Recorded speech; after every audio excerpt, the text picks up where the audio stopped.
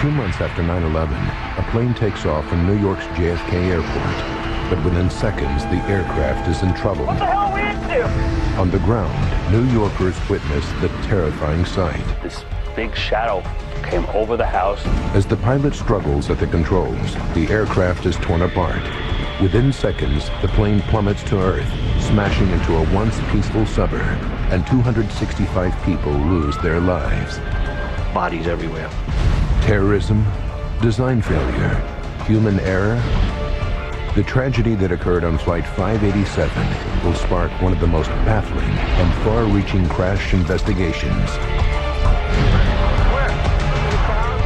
This has never, ever happened before. Now, using advanced computer simulation, we reveal exactly what happened to cause the plane crash in Queens. Disasters don't just happen. They're triggered by a chain of critical events. Unravel the clues and count down those final seconds from disaster.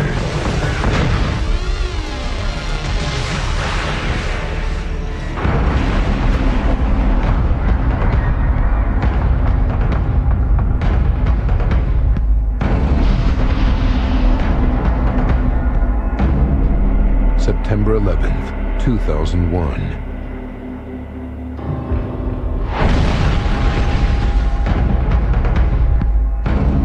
Two months later, it seems to be happening all over again.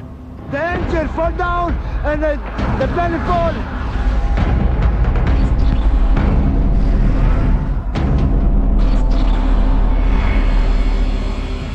The United States, New York, Queens, November 12th, 2001. 6:30 a.m. JFK Airport is on high alert. The atrocity of 9/11 is still fresh in the minds of Americans, and for everyone in the airline industry, security is a major concern. On the tarmac, the crew of American Airlines Flight 587 prepares for a 3.5-hour flight to the Dominican Republic. Captain Ed States, the senior pilot, and his first officer, Sten Molen, carefully check the exterior of their aircraft. The son of a pilot, Molen has 10 years' experience with the company, having joined American Airlines at the age of just 24. Like his father, Sten sees it as his dream job. If he wasn't a pilot, he doesn't know what he would be doing because it was that important. He loved his job. Traveling to the Dominican Republic this morning are 251 passengers. Among them, 83-year-old Hipólito Algaroba and his 73-year-old wife, Ubencia. The elderly couple are returning to their homeland for their twilight years and expect their son Hector to show up and see them off. They're going home for good because they have raised 3 kids and their job is done. The couple has arrived well before their scheduled departure time, so the airline offers them seats on an earlier flight, Flight 587. By the time Hector gets to the airport, his parents have already checked in, but his mother comes back from the gate to say goodbye to her son. How's that? I asked about my father and she said that he's fine.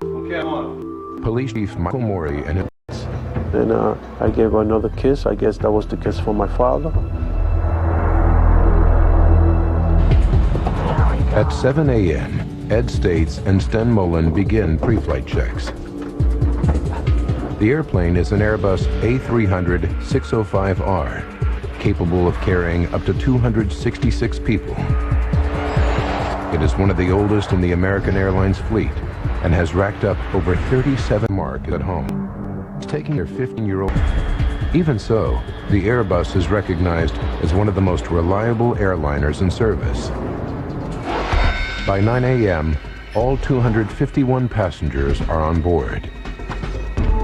I'll program the computer. Pre-flight checks are complete. Clear right. Clear left. And Flight 587 taxis to runway 31 left. Sten Molen, the co-pilot, will fly the plane on the flight's first leg. 9:11 a.m. A Japan Airlines 747, just ahead of Flight 587, is cleared for takeoff. The controller gives Mullen and States a routine warning.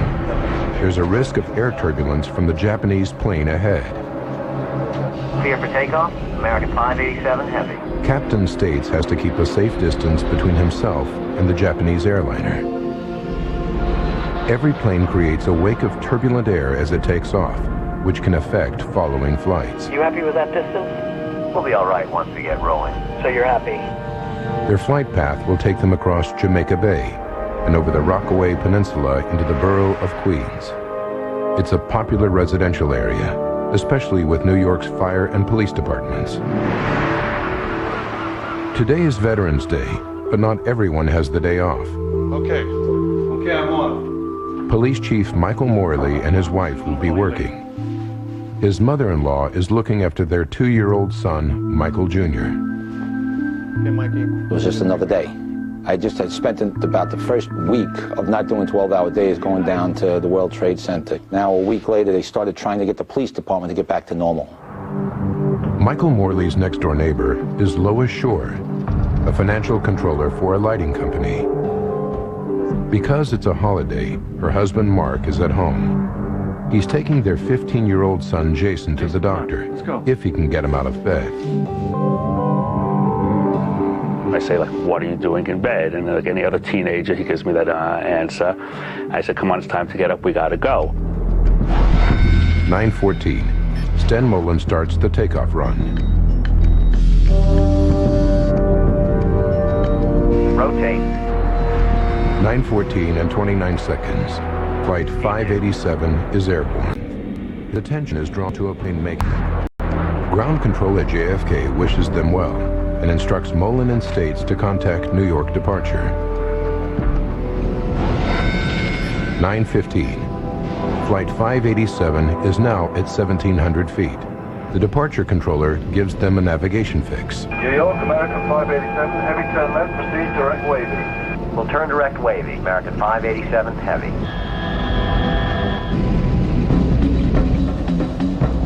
One second later, the plane begins to shake.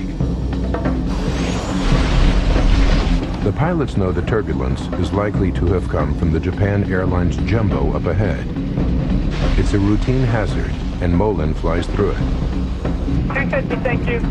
The captain increases the speed of the plane to approximately 287 miles per hour, the maximum allowable at that altitude. But seconds later, the plane hits more turbulence. Sten Mullen uses his foot controls and applies the rudder first to the right and then to the left to try to stabilize the plane. Back power. Again, Mullen asks for more power to keep the aircraft under control. You all right? Yeah, I'm fine. Hang on to it. Hang on to it. Full power, please.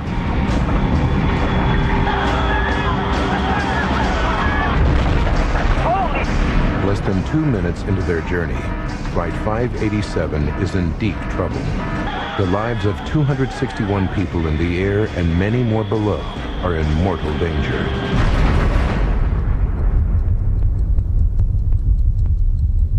"89 seconds after takeoff, Flight 587 is in trouble. In the cockpit, co-pilot Sten Mullen fights the controls. What are we into? I'm stuck in it! Get out of it! Get out of it! Far below, 53-year-old Pete Hayden, Deputy Chief of the New York Fire Department, is taking his first day off since September 11th. His attention is drawn to the airplane. It's struggling. I look up. It's lower in the sky than normal. I'm watching it, and the plane suddenly begins to break apart. Holy!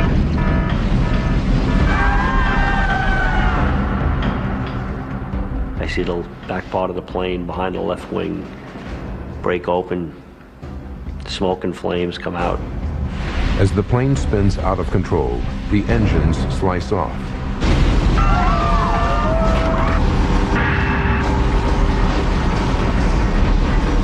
Mark Shore still trying to wake his son, also hears the plane. And I think that it sounds just like the Concorde. Come on, Jason. You know you have a doctor's appointment today. Come on, get up. The house starts to shake.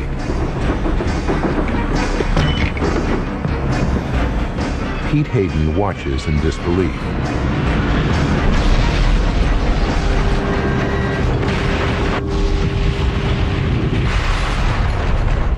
At 9:16 and 15 seconds, Flight 587 crashes into the ground.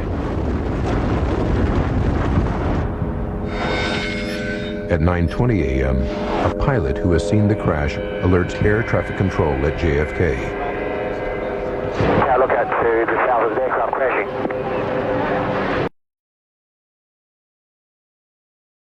An aircraft crashed south of the field. Aircraft fireball. Controllers see a black cloud of smoke over the suburb of Rockaway. On the ground, an amateur cameraman captures the scene. Plane crashed. Where? Into the houses. Houses are crushed and burning. Aircraft parts are everywhere. The whole neighborhood seems to be under attack. One of the first at the scene is Deputy Fire Chief Pete Hayden. There are bodies everywhere, all over the streets, in the yards. Some victims still strapped into the...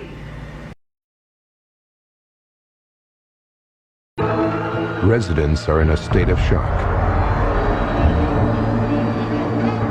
The engine fall down and the belly fall. The piston left side and make it straight all the way down. Emergency services race to Rockaway. Among them, Police Inspector Michael Morley, who is horrified to hear the plane has crashed close to his home. His first thoughts are about his son and his mother-in-law. I know my son is at home. I know my mother-in-law's in the house. So I'm panicking like every other father. You know, I'm thinking, oh my God, what if my kid's killed? What if, I don't know what's going on with my family. Michael Morley's next-door neighbor, Lois Shore, is traveling to work when she gets a call from her husband, Mark. What's gone? The house? He's screaming hysterically, the house is burning down. So I just totally freak out, and I'm trying to scream, where's Jason, what's happening? But we get disconnected at this moment. Lois heads home. News of the disaster spreads across the city. Roger, I'll have to cut you off. Crash in Queens. Hector Algarova is having breakfast in a diner, having left his parents at the airport. The word that we have is that it is an American Airlines jet. He's not sure which flight his parents caught. Hundreds of firefighters are now fighting the blaze. Mayor Giuliani arrives to see the damage for himself. We'll do everything we can to help these people, everything. And the president is on top of it. They're alert. They're watching everything else all over the country, so I think people should remain absolutely calm. But New Yorkers believe they're being attacked again. The city is gridlocked. The Empire State Building is evacuated. The United Nations is in partial lockdown. Americans fear their worst nightmare is unfolding once more.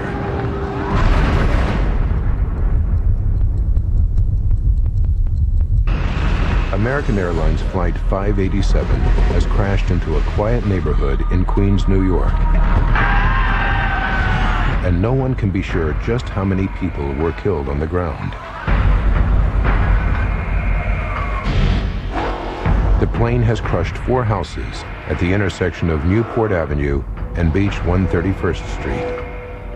Across the road, 5 more houses are in flames.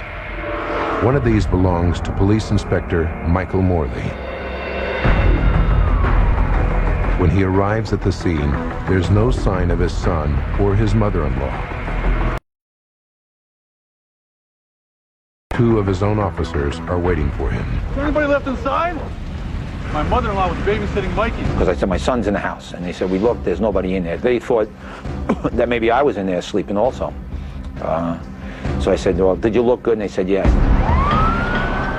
As rescue vehicles race to the scene, roads into Rockaway are gridlocked. Lois Shore battles to get back to her family and home.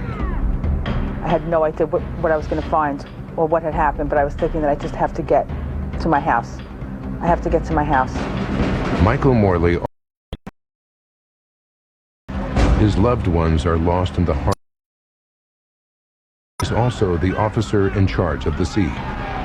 I'm just a regular guy, and all of a sudden you're the highest ranking police officer on the scene of a major catastrophe like this. I knew in a little while the whole police department's going to start responding and everybody's going to come and be helping out. But for right now, I'm in charge. What do you do? Frantic to find her son, Lois Shore abandons her car. She runs towards her burning house until she comes to a police barricade. That's my house.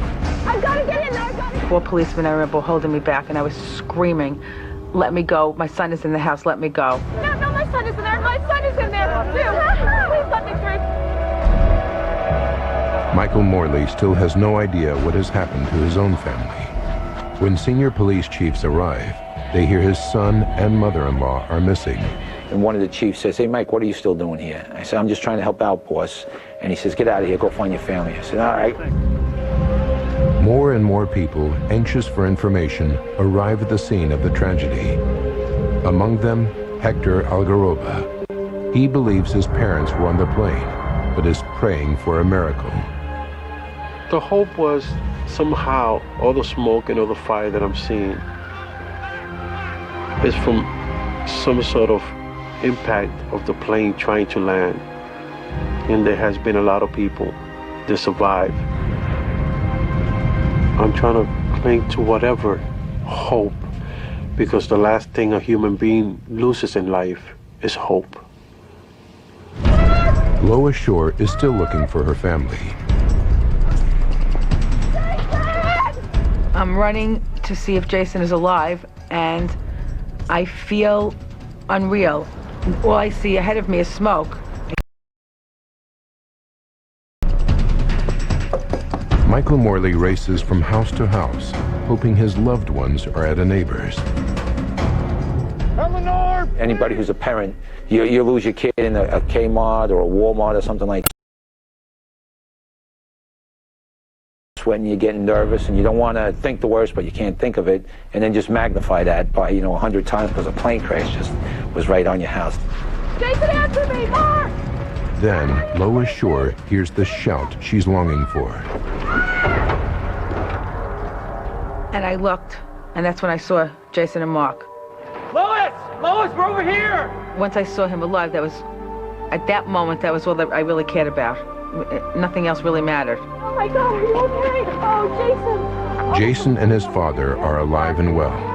They got out of the house with seconds to spare. Oh my God, thank God! Oh thank God!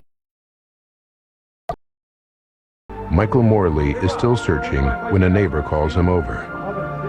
Hey, Mike, get over here! Got him! They're right there! They're right there!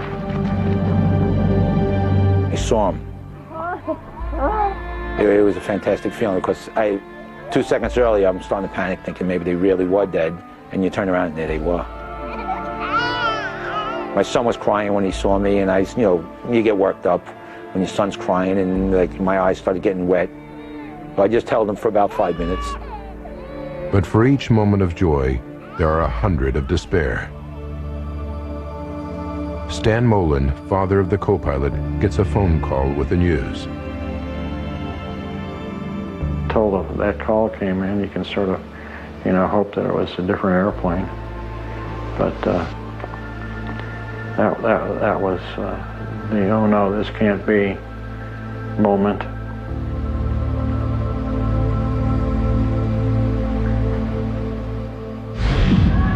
In the Dominican Republic, relatives expecting a family reunion at the Santo Domingo airport are suddenly confronted with the news. Their loved ones are dead. Hector can't leave until he knows what happened to his parents. With the fire under control, the body count and identification of victims is underway.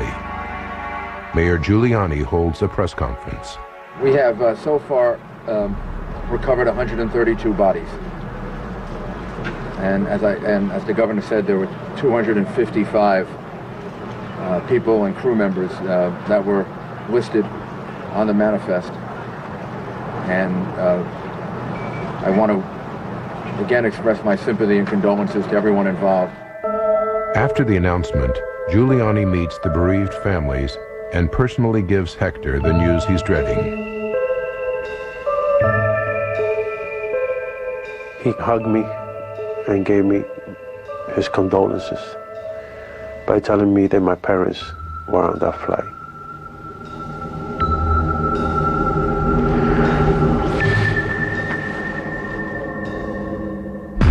It is just 2 months and 1 day since 9/11.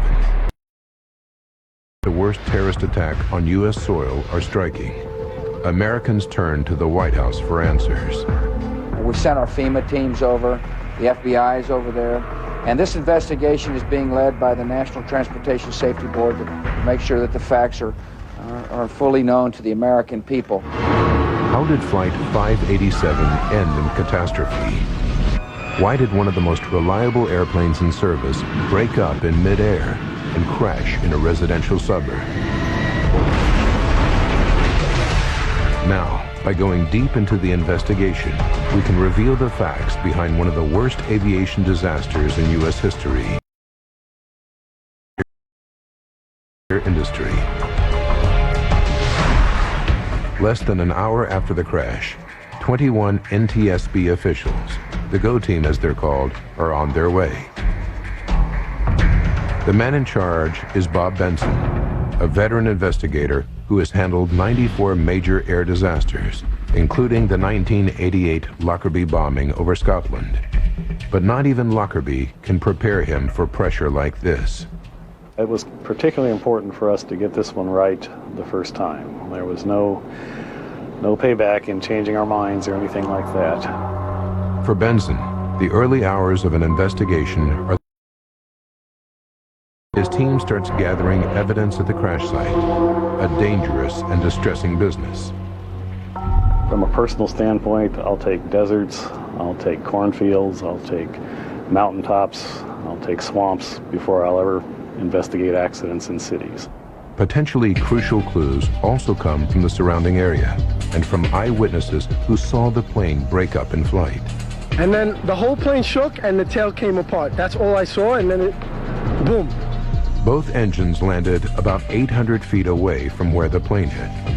By plotting exactly where the debris landed, investigators should be able to determine the breakup sequence. The debris is scattered everywhere. Police and Army boats are called in to gather parts from Jamaica Bay. Then, a major discovery for Benson as he drives along the coast road.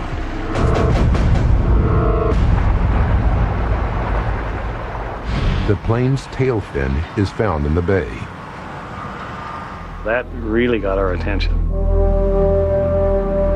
The tail fin is an essential component of the aircraft. Without the fin was found floating in the water a little more than half a mile behind the main crash site. This tells investigators that it must have been one of the first parts to break away. It could be at the very heart of the accident. But what could have caused such a catastrophic failure? For a tail to fall off a plane is virtually unprecedented. Of the hundreds of eyewitnesses who saw the crash, there is no doubt this was a bomb. And I saw an explosion in the sky, and I saw the plane. It looked like one of its wings fell off. Just aiming for the ground, and I felt an impact, and then I saw smoke. Well, my neighbor was yelling, "Take cover," and I really thought, this is it, they've started bombing now. Even for a trained investigator, it's difficult not to jump to conclusions.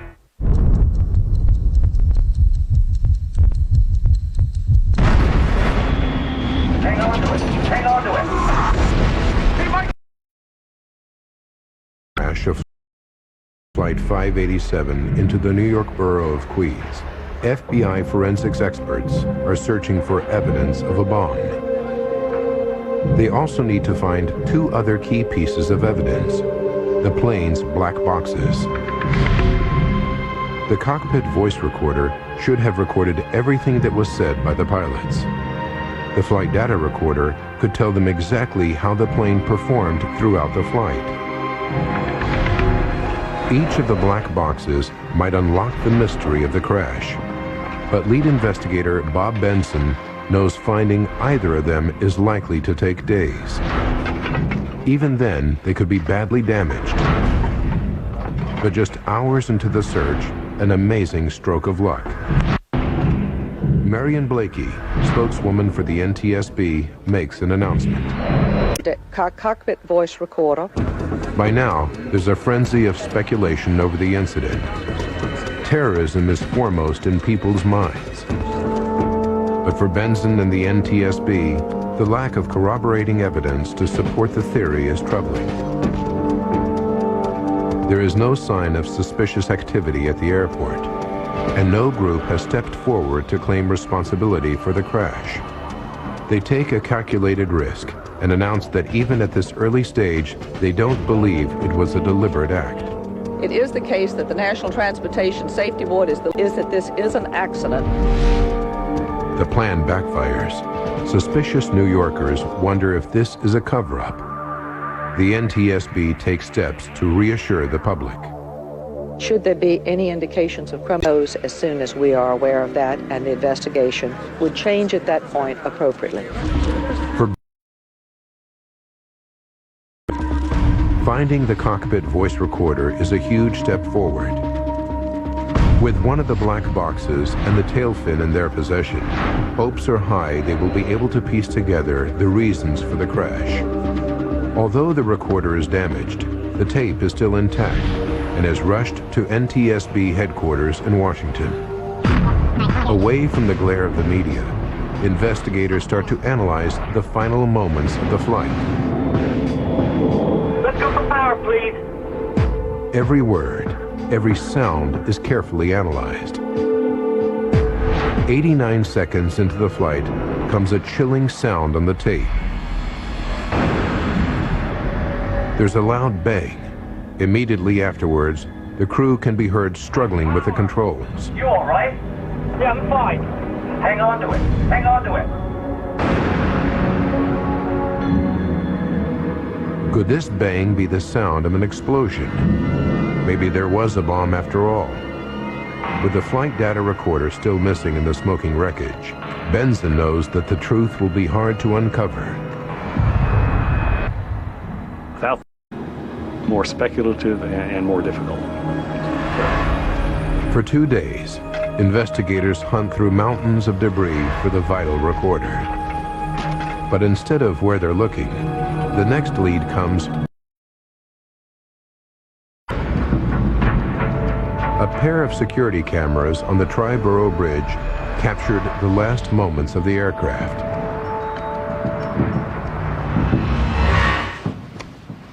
These tapes could hold the key to the disaster. In the grainy footage, the Airbus is just a black dot. On one camera, the dot disappears behind a building. Then the second camera picks it up. It shows what could be a crucial moment. A faint white streak trailing behind the aircraft. Is this the explosion seen by so many eyewitnesses? Is this the cause of the sound? Is this why the pilot lost control? This could prove that there was a bomb after all. The only way to find out is to compare the time. If the white streak happened at the same time as the bang captured by the voice recorder, the two are likely to be the same event. Investigators visit the site of the toll booth cameras. Using buildings as reference points, they work out exactly where and when the streak occurred. The results back up their theory that this was not a bomb. We can see that the streak began 8 seconds after the initiating accident sequence. The calculations show the streak occurred after the bang on the recorder. The flash is probably fuel escaping as the plane breaks up.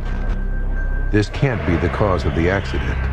although it could be the reason so many people thought they saw an explosion.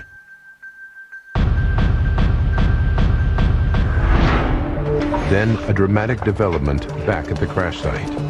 Investigators get the news they've been waiting to hear. Searchers have recovered the flight data recorder. But the relief is short-lived. The black box is damaged. The NTSB sends it back to the manufacturers to see what, if anything, can be retrieved.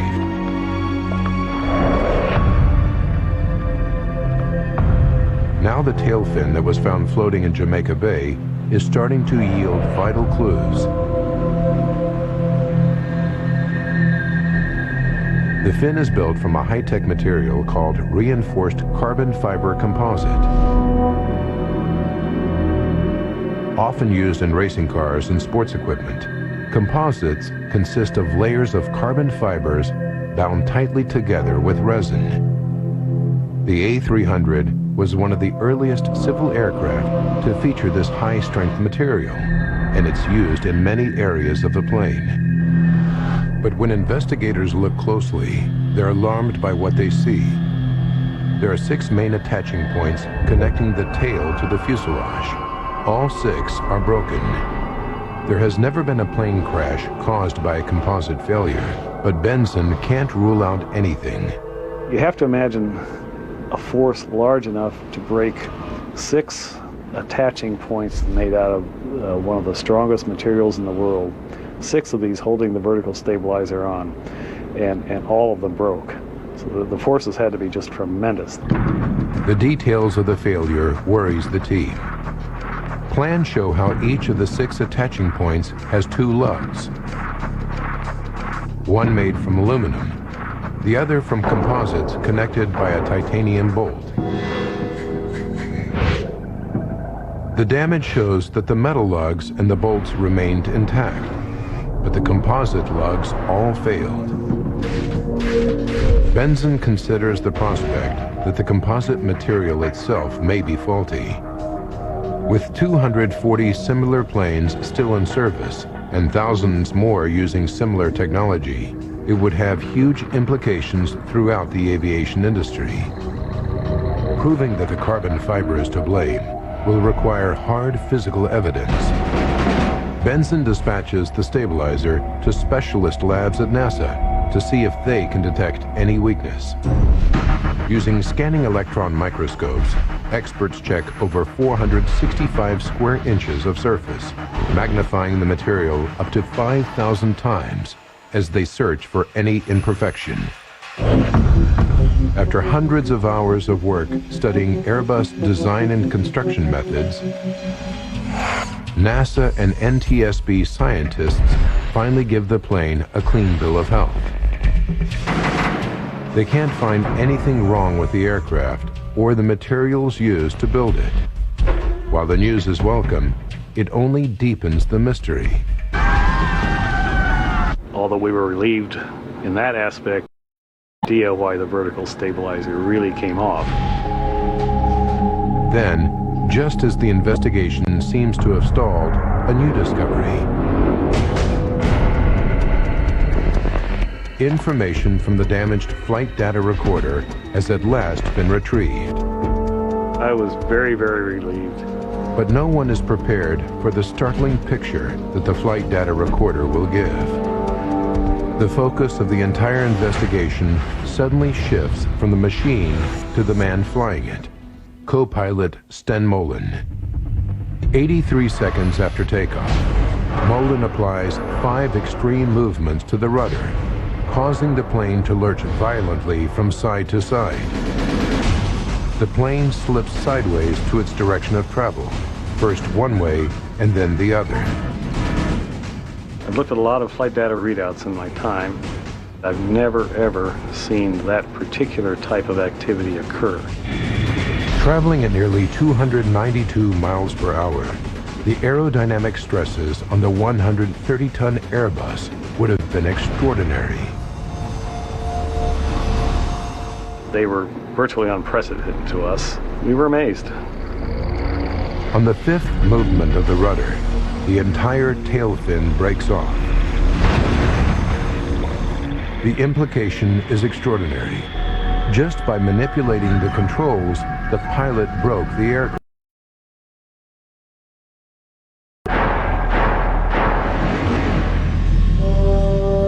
American Airlines is also amazed at the news. Even the very experienced pilots at American Airlines, they were floored by this information. The NTSB takes immediate action. On February 8, 2002, they issue a special warning to all pilots. Benson now faces a new mystery. Why did the pilot act this way? The focus of the investigation turned to the first officer and why he would manipulate the rudder as he did. Benson sets up a special team to look into the performance of the man flying the plane, Sten Molen. They speak to American Airlines pilots who have flown with him, and they discover disturbing information about the airline's flight training program. The final twist in the investigation of Flight 587 will shake the aviation industry to its core.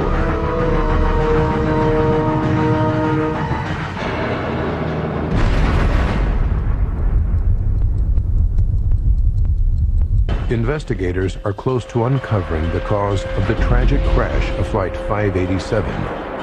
They know that pilots rarely use the rudder in flight, but the flight data recorder shows that the co-pilot, Sten Molen, applied 5 rapid inputs to the aircraft's rudder pedals. This could have overstressed the tail fin and broke it off. Why did he use the rudder in this way? They listen to the cockpit voice recorder again. We're supposed to be 5 miles by the time we're airborne. One possible theory is wake turbulence. Wake turbulence is all too familiar to accident investigators. It's a region of spinning air left behind a plane. These vortices can sometimes completely rotate another plane following behind. But the team quickly realizes that this can't be the cause of the crash. The turbulence wasn't strong enough to seriously affect a plane the size of the Airbus. Then comes evidence which changes everything. The investigation team interviews Molen's friends and colleagues and discovers a vital piece of information. A pilot and former colleague recalls an earlier trip with Molen. During an encounter with turbulence, he used the rudder aggressively, even though there was no apparent risk to the plane. The evidence is conclusive. Molen had reacted in the same way before. When those pilots came forward and told us about the first officer's propensity to overreact on the rudders, that was a eureka moment for us.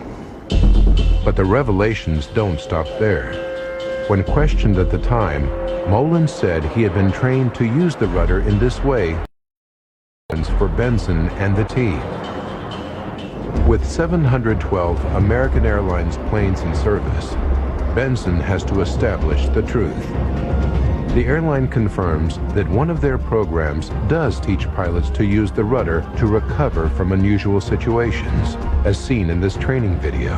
And if you don't put that rudder in, what's going to happen? When you get to this portion of the roll, she's going to slice out just like that. Next, Benson looks at the other tools used to train the pilots, particularly the high-tech flight simulators.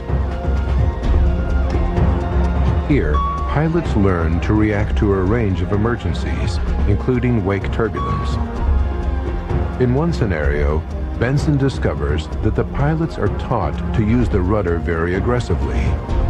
The flight simulator program had even been altered to encourage the use of the rudder, especially when the plane was banking to the right or the left. Airbus had already written to the airline, concerned about this practice. The classroom work told pilots that it was permissible to use the rudder to escape from unusual attitude situations. And perhaps more importantly, in the simulator, they were taught to use the rudder very, very aggressively to recover. The finding causes controversy. At a public hearing, American Airlines claims that Airbus never explained the limitations of the rudder. I didn't know you couldn't do that. You couldn't do what? Be aggressive with the controls. The airline also claims that the rudder system on the aircraft was very sensitive and that pilots might not be aware of how much rudder they were really applying. The NTSB investigates and discovers the rudder control system is highly sensitive. What's more, the controls of the plane become more sensitive as the plane's speed increases. On the ground, the rudder pedal has to be depressed by about 4 inches to get maximum deflection. But when flying at high speed, that distance is reduced to just about 1.5 inches. NTSB officials are shocked that this system isn't explained in instruction manuals. There was an apparent gap between what the manufacturers knew about the rudder sensitivity of the airplane and what was filtering down to the Now Benson and his team know exactly what happened to Flight 587. Step by step, they piece together the key events that led to the tragedy. 5 minutes to disaster. Flight 587 awaits clearance for takeoff as the Japan Airlines 747 takes off. 30 seconds later, Flight 587 is given a warning of wake turbulence. 2 minutes to disaster. Flight 587 takes off. Positive rate, gear up please.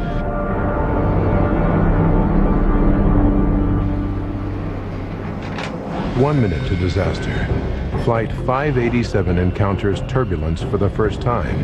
Sten Molen flies through it. 30 seconds to disaster.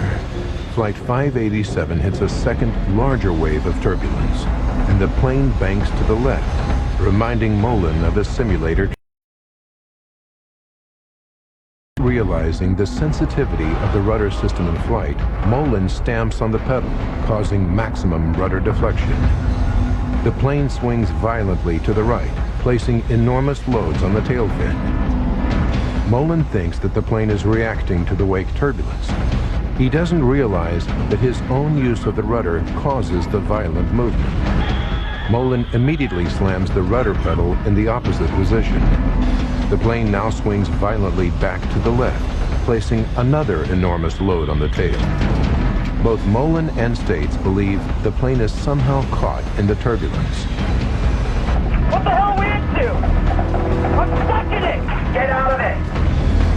And in an attempt to get control, Molen applies another rudder input, this time to the right. Now thoroughly disoriented, Molen again applies full rudder, and Flight 587 is now on the brink of disaster.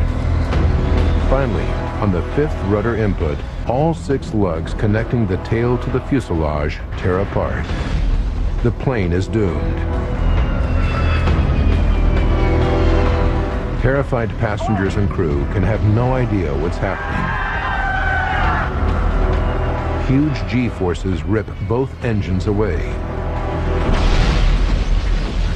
106 seconds after takeoff, Flight 587 falls from the sky. 265 people are dead.